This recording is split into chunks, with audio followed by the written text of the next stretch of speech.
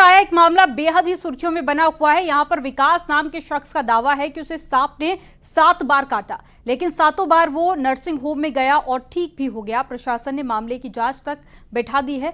अब यह भ्रम है या फिर मन का डर, ये तो जांच के बाद ही सामने आएगा। लेकिन फिलहाल विकास के घर वाले उसे राजस्थान के दौसा ले गए हैं, जहां पर बजरंग बली से उसके स्वस्थ होने की कामना की जा रही है। रिपोर्ट आपको दिखाते इसी से जुड़ी हुई।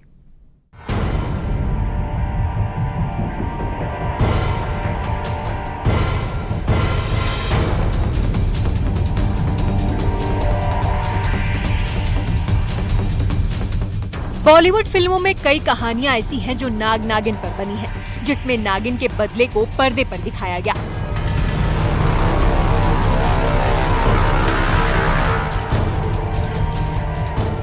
लेकिन क्या ऐसा हकीकत में भी हो सकता है?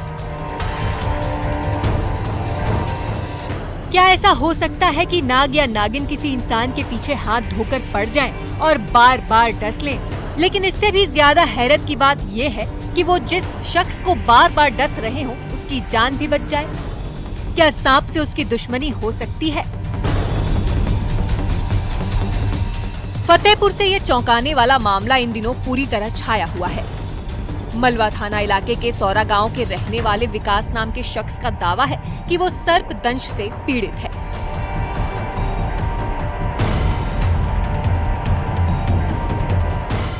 इतना ही नहीं, 40 दिनों में सांप ने उसे 7वीं बार डस लिया है।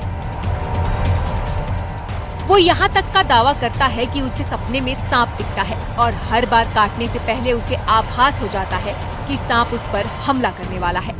सांप ने उसे बताया कि वो उसे 9 बार काटेगा, जिसके बाद उसकी जान नहीं बच पाएगी। वो नर्सिंग होम में अपना इलाज करवाने जाता है और बार बार ठीक होकर भी आ जाता है। इतना ही नहीं, विकास को एक जगह सांप ने नहीं काटा है, वो जहाँ जहाँ सांप से बचने जाता है, सांप उसका पीछा करते हुए उसे डस लेता है। अब इस दावे को लेकर कोई क्या कह सकता है? मेडिकल साइंस तो इस बात को नहीं मानता। ऐसे कई मामले सामने आते रहे हैं जिनको अंधविश्वास या इंसान के मन का डर बताया गया है। लोग भी विकास के दावों पर यकीन नहीं कर पा रहे हैं, लेकिन प्रश्न हर किसी के मन में उठ रहे हैं। सांप काट चुका है। 7 बार सांप काटा है। कहाँ काटा था और कैसे कब कब काटा था? 2 जून को पहले काटा, फिर उसके बाद में हर शनिवार और रविवार काट रहा था। अभी लास्ट वीक में बृहस्पतिवार को काटा है। तो ऐसा सुनने में आया कि सपने में आकर कुछ कह के गया था आपसे, कब क्या कहा था आपसे? सपने में आया था 3री बार में कि 9 बार काटेंगे। 9वीं बार कोई तांत्रिक महात्मा डॉक्टर नहीं बचा पाए। विकास का परिवार उसकी सलामती के लिए हर जतन कर रहा है।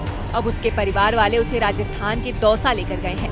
समस्या के समाधान के लिए कई जगह तांत्रिकों के चक्कर काटने के बाद अब पीड़ित विकास अपने परिवार और सगे संबंधियों के साथ दौसा के प्रसिद्ध तीर्थ आस्था धाम मेहंदीपुर बालाजी में आया है। अब बजरंग बली ही आखिरी उम्मीद बन गए हैं। परिवार को उम्मीद है कि सब ठीक हो जाएगा। इसके लिए बालाजी महाराज से प्रार्थना हो रही है। अगले शनिवार को तो काटेगा। कह के गया है वो? अगले शनिवार तो उसका दिन ही है। घटना जैसे होती है तो आपको कैसे एहसास हो? कभी एहसास होता है कि भैया वैसे होने वाला है मेरे साथ? ऐसा क्या होता है?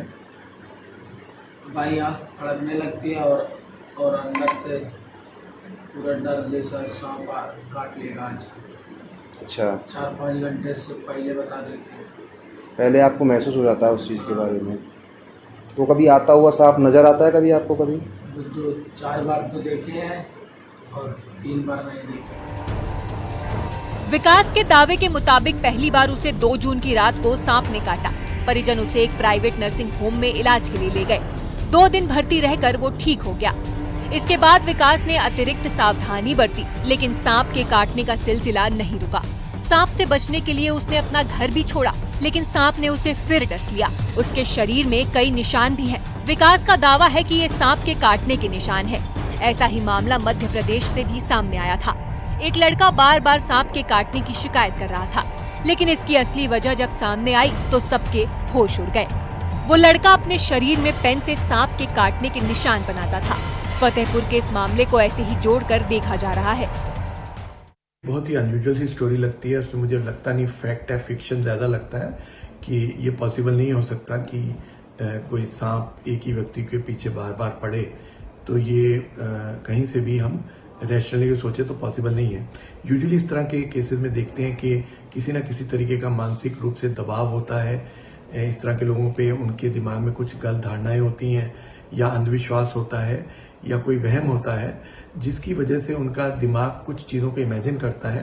बट फिर भी बेहतर ये रहेगा कि जैसे उसका इलाज चल रहा है वो इलाज चलता रहे और उसका मनोवैज्ञानिक रूप से विश्लेषण हो और समझा जाए कि वो क्या सोच रहा है। विकास के घर वाले भी हैरान हैं। उन्होंने तो प्रशासन से जांच की मांग की, जिसके बाद स्वास्थ्य विभाग ने संज्ञान लेते हुए 3 डॉक्टरों की एक कमेटी बना दी है। जांच के बाद साफ हो जाएगा कि आखिर मामला क्या चल रहा है। Bureau report, news 18।